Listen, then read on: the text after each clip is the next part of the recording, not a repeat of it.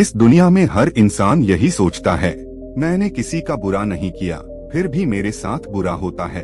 वो गलत करके भी खुश है और मैं सही होकर भी दुखी हूँ। लेकिन क्या सच में ऐसा होता है?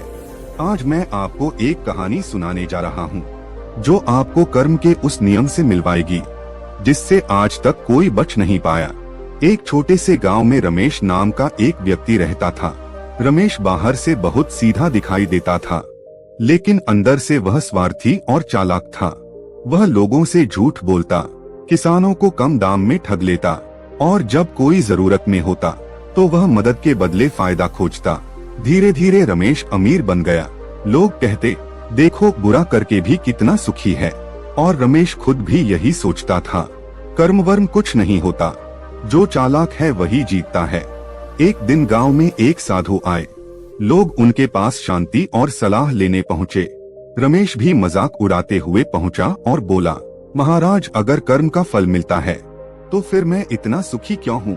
साधु मुस्कुराए और बोले, बेटा, फल तुरंत नहीं मिलता, बीज को पहले जमीन के नीचे रहना पड़ता है। रमेश हंस दिया। समय बीतता गया। एक दिन रमेश का व्यापार अचानक घाटे में चला गया।